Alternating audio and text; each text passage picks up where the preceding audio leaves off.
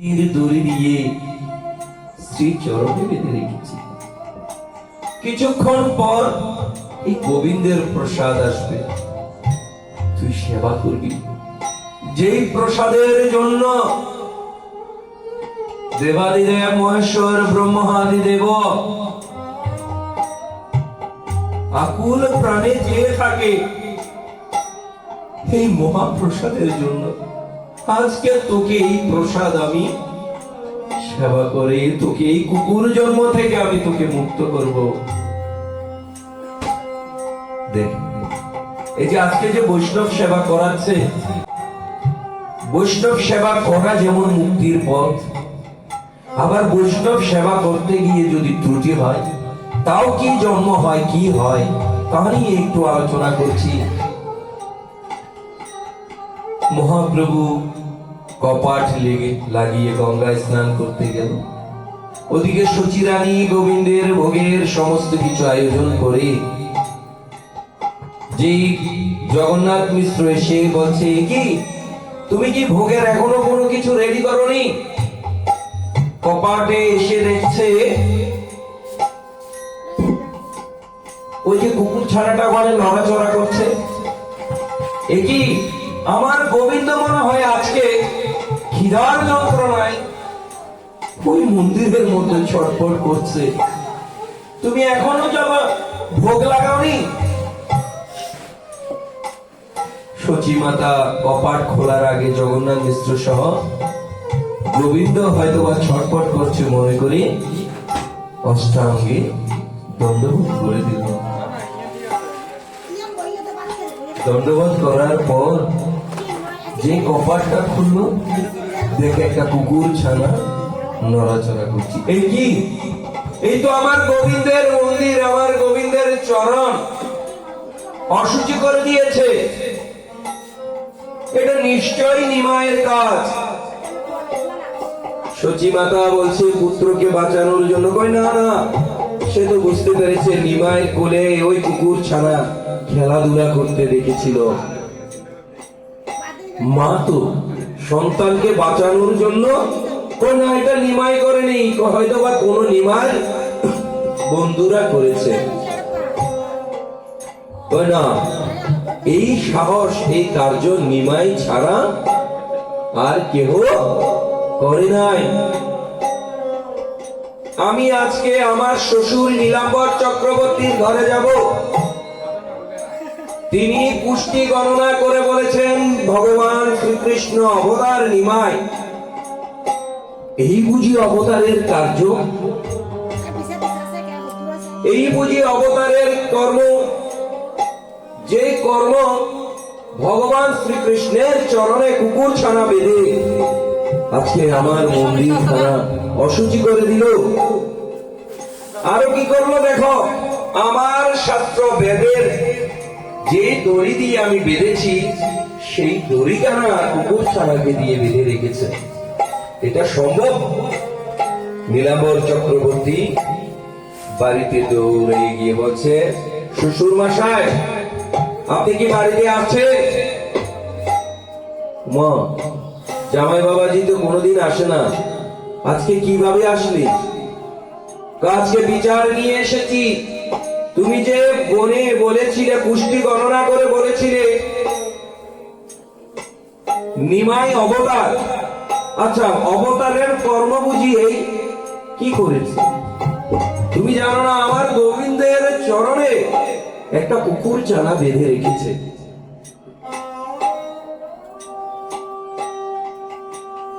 তখন নীলাম্বর চক্রবর্তী বলছে, এখানে নিশ্চয়ই কোনো কর্ম আছে।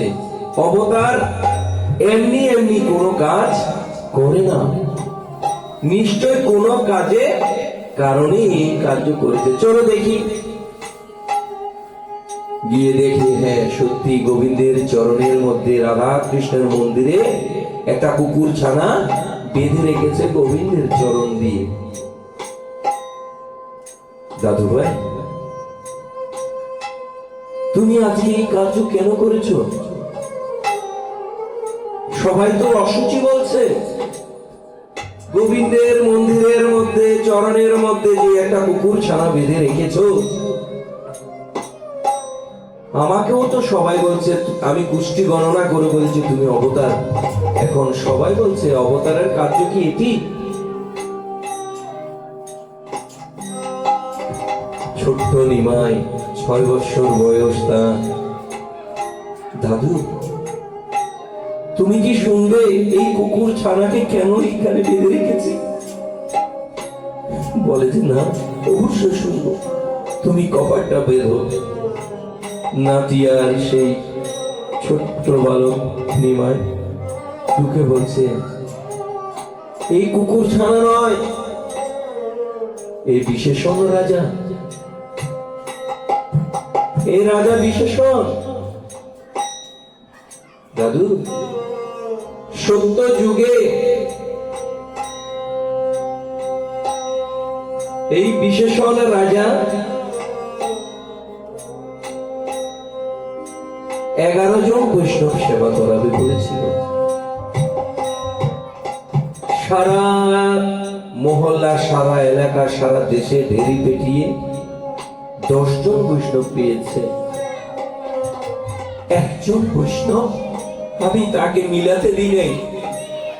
কেন জানেন দাদা? এই কারণে দিই নাই, আমার ভক্ত যে আমার জন্য বৈষ্ণব সেবা করছে, আমি এই সেবাটা গ্রহণ করার জন্য আমি একজন বৈষ্ণব তাকে অমিল করে দিয়েছি। 10 জন মিলিয়েছে, কিন্তু আরেকজন সে মিলাতে পারছে না। ওই 10 জন বৈষ্ণব যখন নদী পারে পার হয়ে আসছে, আমি কুষ্ঠ রোগ সেজে ওই নদীর পারে বসেছিলাম। বসে থেকে বলছি, বিশেষণ, আমাকে কি তুমি নেবে না? তুমি 10 জন 11 জন বৈষ্ণব চেয়েছিলে, একজন বৈষ্ণব মনে পাওনি। এ দেখো, আমি সহ 11 জন বৈষ্ণব। কুষ্ঠ রোগের গন্ধ দেখে অন্যান্য বৈষ্ণব তাকে তুচ্ছ করছে। এই কেমন বৈষ্ণব যার গায়ে থেকে দুর্গন্ধ, যার শরীরে কুষ্ঠের গায়ে সমস্ত দেহ ওকে থরথর করছে, এই বৈষ্ণব কেমন হতে পারে? না, তাকে এখানে এই নৌকায় তোলা যাবে না, বিশেষণকে মানা করছে 10 জন বৈষ্ণব। তুলো না, এই বৈষ্ণব নয়। মাঝিকে বলছে, মাঝি, তোমার কার্য হচ্ছে নদী পারাপার করে দেওয়া, সুস্থ অসুস্থ সেটা দেখা বিষয় তোমার নয়।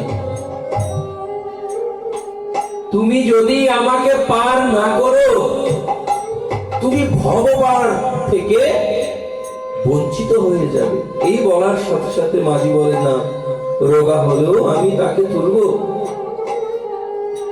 তার অঙ্গে বৈষ্ণবের চরণ ধুলা না থাকলেও বৈষ্ণবের অলঙ্কার তার দেহে রয়েছে।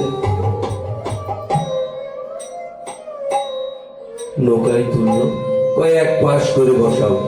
ওই 10 জন বৈষ্ণব বলছে, ওকে এক পাশ করে বসিয়ে রাখো। নাকের গন্ধে, দুর্গন্ধে নাক চেপে ধরেছে আর থু ফেলছে। স্বয়ং বিষ্ণু, স্বয়ং মহাপ্রভু তার সেবা করতে যাচ্ছে, ভক্তকে পরীক্ষা করতে যাচ্ছে। ভক্ত ভক্তিতে অটল নয়। সবার চরণ জল নিল। বিশেষণ রাজাকে বলছে, বিশেষণ, তুমি তো সবার চরণ জল নিলে, আমার কি নিবে না?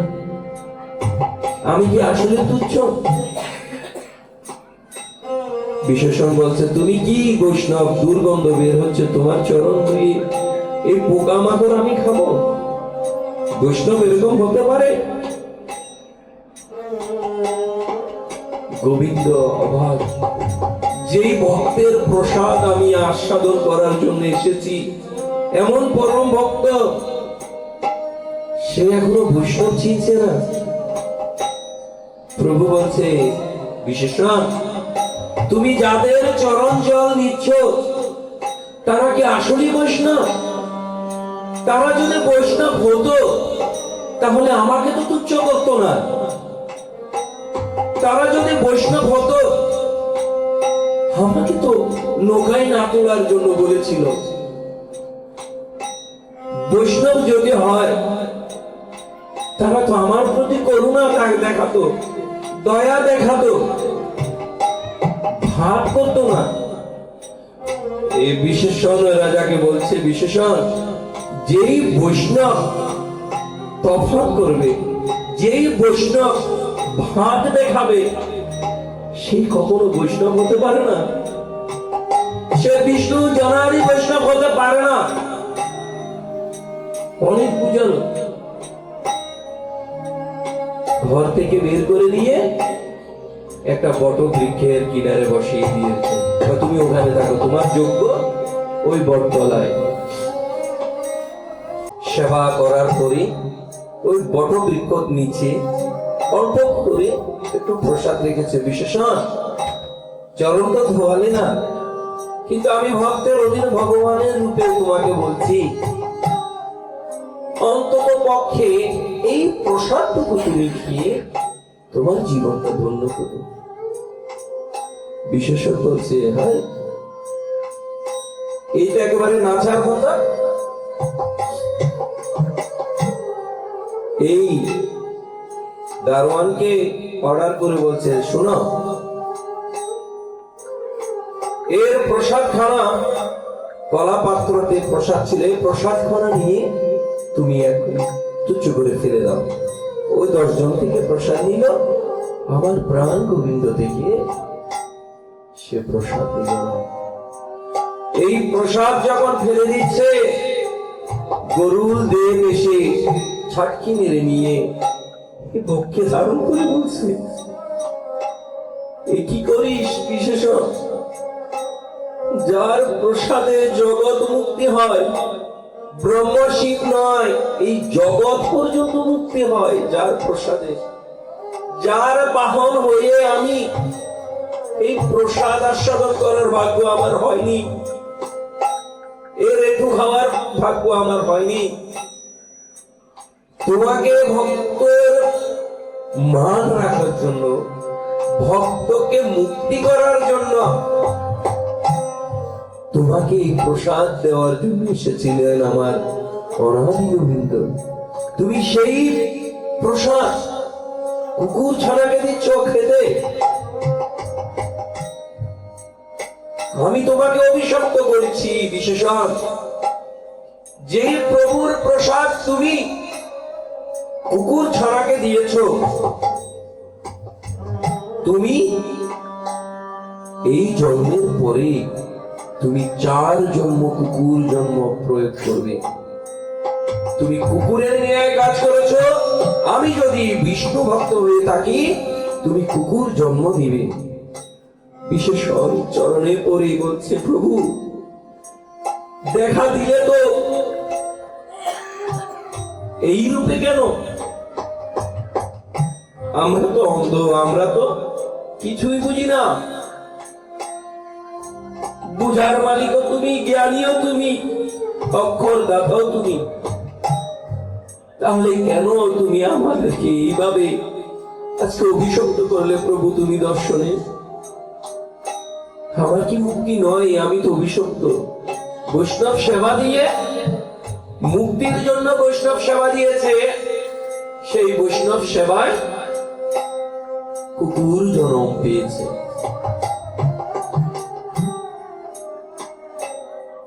তো প্রভু বলছে, তুমি তো আমার ভক্ত, যেহেতু ক্ষমা চেয়েছ, ঠিক আছে, আমি কলিতে গৌর রূপে রাধা কৃষ্ণের যুগল তনু হয়ে জন্ম নিব। সেদিন কাউকে অভিশাপ করব না, সেদিন কাউকে অস্ত্র দিয়ে মারবো না। সেদিন শুধু কলি হতো জীবকে উদ্ধার করার জন্য। এই প্রেমময়, এই প্রেম দেওয়ার জন্য আমি অবতার রূপে যাব। সেদিন তুমি ওই নদিয়ায় কুকুর কুকুর ছানা রূপে জন্ম নিবে আবার, আমি জন্মার পরে তখন তোমাকে আমি প্রেম দিয়ে ভক্তি দিয়ে তোমাকে মুক্ত করব। আজকে এই বিশেষণ রাজাকে আমি প্রভু চরণে বেঁধে এই প্রসাদ আস্বাদন করিয়ে, প্রভু দাদুভাই আমি এই বিশেষণকে মুক্ত করেছি। আমি তাকে কথা দিয়ে এসেছিলাম এই জন্মে তাকে মুক্ত করব।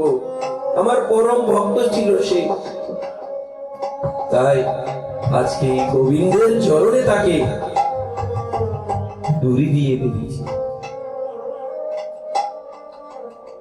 চলো তখন এই কুকুর ছানাকে নিয়ে গঙ্গার পাড়ের মধ্যে বিসর্জন দিল। সেই বিশেষণে রাজা করজোড়ে গোবিন্দের চরণে পড়ে বলছেন, প্রভু যার জন্য অনেক প্রতীক্ষা করেছি,